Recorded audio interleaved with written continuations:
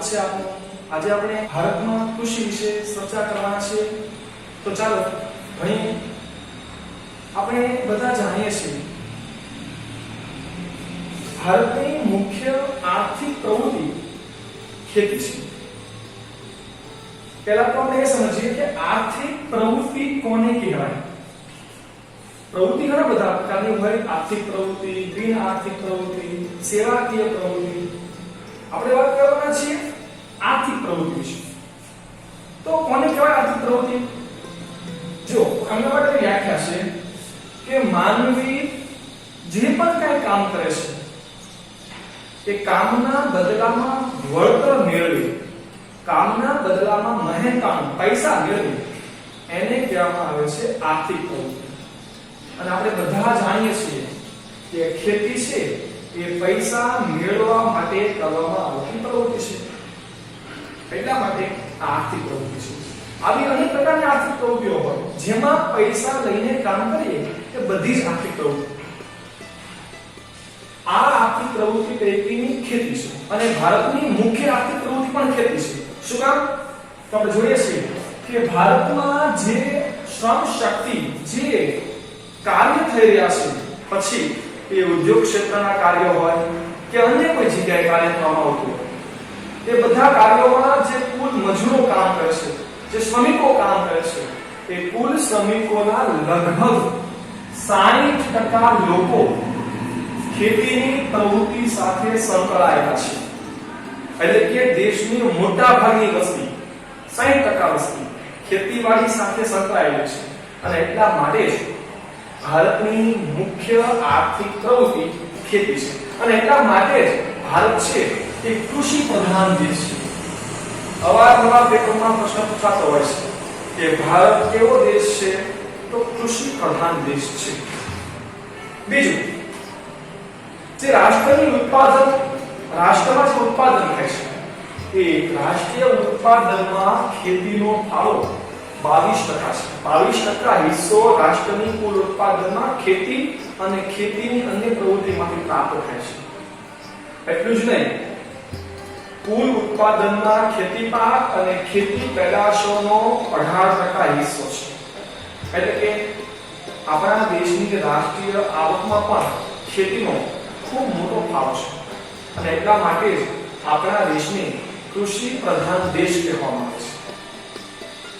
આગળ વધીએ। ભારત કૃષિ પ્રધાન દેશ છે એ બરાબર છે, પણ શા માટે ભારતમાં ખેતીનો એટલો બધો વિકાસ થયો? તો આપણે બધા જાણીએ છીએ કે આપણા દેશની અંદર ખૂબ સારા પ્રકારની ઊંચી ગુણવત્તાવાળી જમીન છે અને અલગ અલગ પ્રકારની સારી એવી આબોહવા છે। ભારત મોસમી દેશ છે, મુખ્યત્વે શિયાળો, ઉનાળો અને ચોમાસું 3 ઋતુઓ છે, જેના કારણે ભારતમાં અલગ અલગ ઋતુઓમાં અલગ અલગ પાક લઈ શકાય। બોર્ડની અંદર અવારનવાર પ્રશ્ન પૂછાતો હોય કે ભારતમાં કૃષિ ક્ષેત્રે વિકાસ સાધી શકાયો, એમની પાછળના મહત્વના કારણો કયા કયા? તો આપણે લખવાના છે પહેલું કે ભારત પાસે ફળદ્રુપ મેદાન છે। તમે બધા ભારતના નકશાથી માહિતગાર છો, બધા ભારતના નકશાને જોયો છે।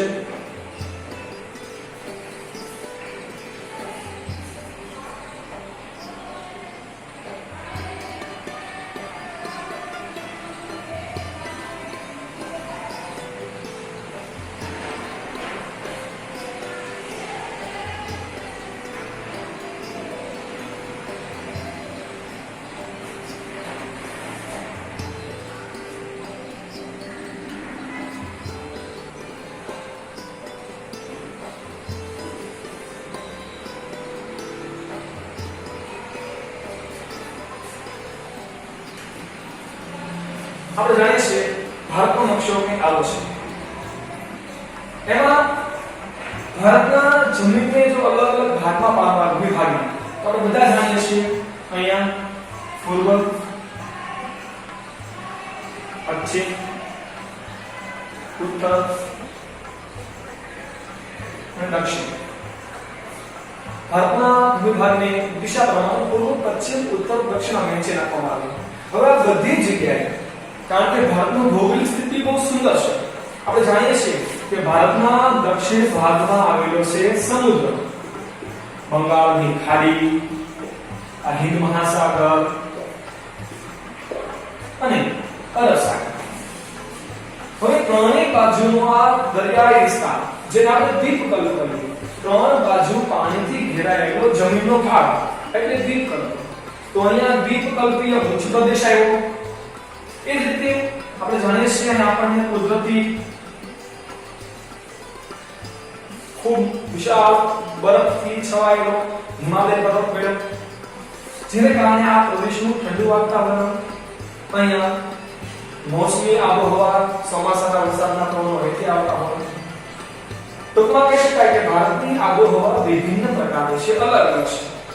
અને ખાસ કરીને આ પ્રદેશમાં વહેતી બે બારમાસી નદીઓ ગંગા, યમુના, બ્રહ્મપુત્રા, સિંધુ, રાવી, સતલુજ, બિયાસ, ચિનાબ, ઝેલમ વગેરે આ બધી બારમાસી નદીઓનો સતત પાણી મળી રહે છે, જેના કારણે ઉત્તરના આ પ્રદેશમાં ખેતીનું ઉત્પાદન ખૂબ સારું થાય છે, જેને આપણે ઉત્તરનું મેદાન કહીએ છીએ. નદીઓ દ્વારા બનેલું આ દુનિયાનું સૌથી મોટું મેદાન છે અને ત્યાં અધિક ઉત્પાદન થાય છે. કહેવાય ને સોનાની ધરતી, જે નાખો એનાથી બમણું મળે, ખૂબ સારું ઉત્પાદન થાય છે. એટલે ઉત્તર ભારતનો આ મોટા ભાગનો પ્રદેશ ખેતી ક્ષેત્રે ખૂબ વિકાસ થઈ શકે. બીજું, વરસાદ. ભારતમાં ચોમાસા દરમિયાન વરસાદથી પાક લઈ શકાય, અને બાકી નદીઓ દ્વારા અને દક્ષિણ ભારતમાં કુવાઓ દ્વારા અને તળાવ દ્વારા સિંચાઈ કરવામાં આવે છે. એટલે કે બારે માસ ખેતી કરી શકાય આવી આપણી પાસે આબોહવા છે, આવી આપણી પાસે જમીન છે, આવી આપણી પાસે સુવિધાઓ છે, જેના કારણે ભારતમાં ખેતી ક્ષેત્રે સારો વિકાસ. તો પ્રથમ ફળદ્રુપ મેદાન. આપણી પાસે પુષ્કળ પ્રમાણમાં ફળદ્રુપ મેદાન છે. બીજું, બારે માસ પાક લઈ શકાય તેવી આબોહવા છે, મોસમી આબોહવા. પૂછાય કે ભારતની આબોહવા કેવી છે, તો લખવાનું છે મોસમી આબોહવા. ત્રીજું, સિંચાઈની સુવિધાઓ છે, કુવા દ્વારા, નહેર દ્વારા, ટ્યુબવેલ દ્વારા. આપણી પાસે સિંચાઈની ઘણી બધી સુવિધાઓ છે, જેના કારણે પણ આપણે ખેતી ક્ષેત્રે સારો એવો વિકાસ કરી શક્યા. આ ઉપરાંત કુશળ અને મહેનતુ ખેડૂત, બુદ્ધિ પ્રતિભાશાળી પણ છે અને સાથે મહેનતુ પણ છે, અને આ બંનેનો સમન્વય થવાના કારણે ભારતમાં ખેતી ક્ષેત્રે સારો એવો વિકાસ સાધી શકાયો. તો જો પ્રશ્ન પૂછાય કે ભારતમાં ખેતી ક્ષેત્રે વિકાસ સાધી શકાયો કારણ, તો ફળદ્રુપ મેદાનો છે, બારે માસ પાક લઈ શકાય એવી આબોહવા છે, મહેનતુ અને કુશળ ખેડૂતો છે, સિંચાઈની સુવિધાઓ છે. આ ઉપરાંત કેટલા બધા કારણો પણ લખી શકીએ. આ તમામ સગવડો આપણી પાસે હોવાને કારણે આપણે ખેતી ક્ષેત્રે વિકાસ કરી શક્યા. વર્ષની અંદર એક કરતા વધારે પાક લઈ શકીએ છીએ. ચોમાસુ પાક ઉપરાંત શિયાળો અને ઉનાળુ પાક પણ આપણે લઈ શકીએ. તો આવી કેટલીક સુવિધાઓ છે. આ ઉપરાંત એક પ્રશ્ન તમારે એવો પણ પૂછાય છે કે આપણે ખેતી ક્ષેત્રે પૂરતો વિકાસ સાધી શક્યા નથી, એમની પાછળના કયા કારણો? વધારે પ્રશ્ન એ પૂછાયો છે કે આપણે ખેતી ક્ષેત્રે પૂરતો વિકાસ નથી સાધી શક્યા, એમની પાછળના જવાબદાર કારણો કયા કયા? તો એમના માટે તમારે લખવાનું છે પહેલી વસ્તુ કે ભારતની અંદર વરસાદની અનિશ્ચિતતા છે. જો ચોમાસામાં વરસાદ આવે પાકું છે, પણ ક્યારે વરસાદ આવે, કેટલો વરસાદ આવે, વધારે પ્રમાણમાં છે કે ઓછા પ્રમાણમાં છે, આ કેટલાક પ્રશ્નો છે. કારણ કે આપણા આદમી તો વાત છે.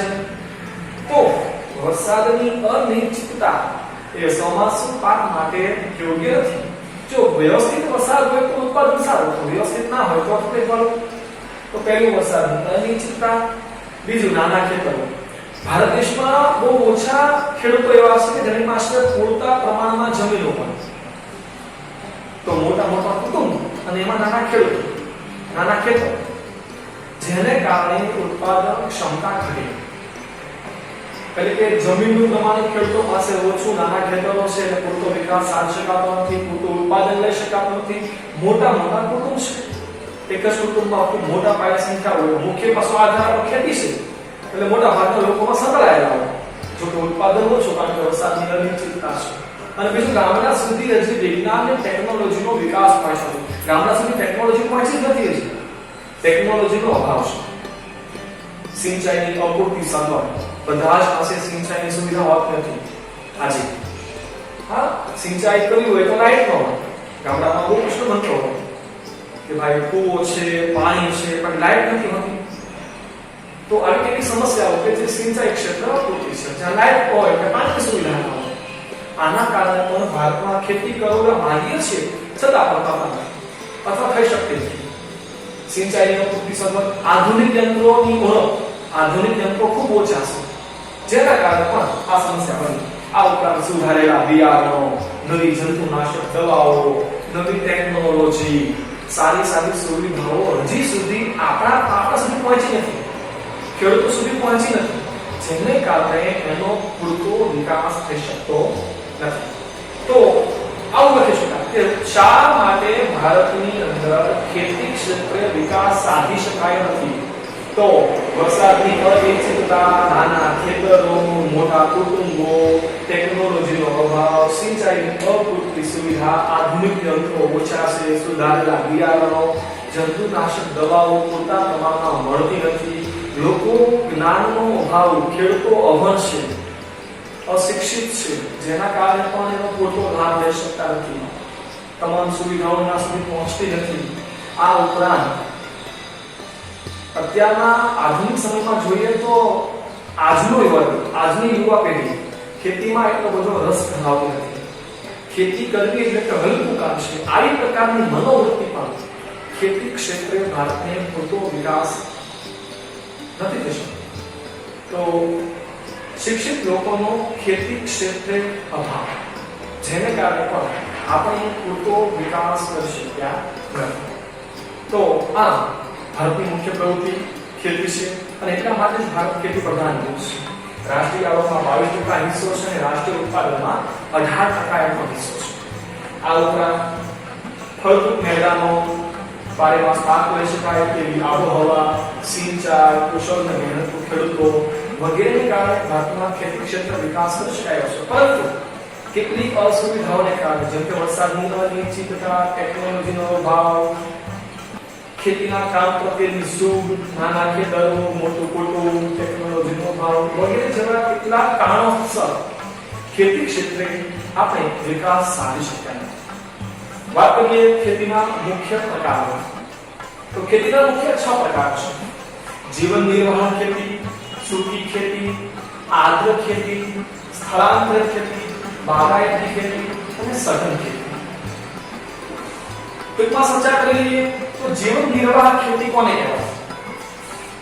ભારતની મોટા ભાગની વસ્તી જીવન નિર્વાહ ખેતી આધારિત છે અથવા જીવન નિર્વાહ ખેતી કરે છે. જે ખેતીનું ઉત્પાદન એમના ખેડૂતના કુટુંબના ભરણ પોષણ પૂરતું જ હોય એ પ્રકારની ખેતીને જીવન નિર્વાહ ખેતી કહેવાય. આપણે જાણીએ છીએ ભારતમાં બારેમાસ ખેતી પાક લઈ શકાય આવી સુવિધા છે, પરંતુ ટેકનોલોજી કે અન્ય કારણોસર આપણે એનો લઈ શકતા નથી ઉત્પાદન, જેથી કરીને ભારતના મોટા ભાગના વિસ્તારમાં જીવન નિર્વાહ ખેતી માત્ર ચોમાસા આધારિત ખેતી, એટલે કે એક વર્ષના દાણા થાય આ પ્રકારનું ઉત્પાદન થઈ શકે.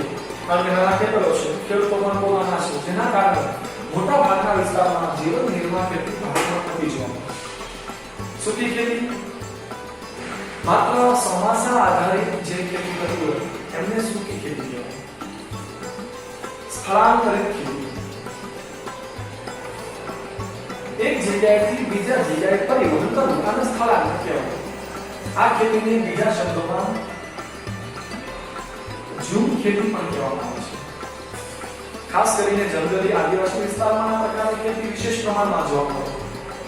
જંગલને કાપી ત્યાં ખેતી કરવામાં આવે, 2-3 વર્ષ સુધી ત્યાં ખેતી કર્યા પછી ફરી અન્ય જગ્યાએ જઈ ત્યાં ખેતી કરવામાં આવે. આમ એક સ્થળથી બીજા સ્થળે ફરીને કરવામાં આવતી ખેતીને ઝૂમ ખેતી અથવા સ્થળાંતર ખેતી કહેવાય.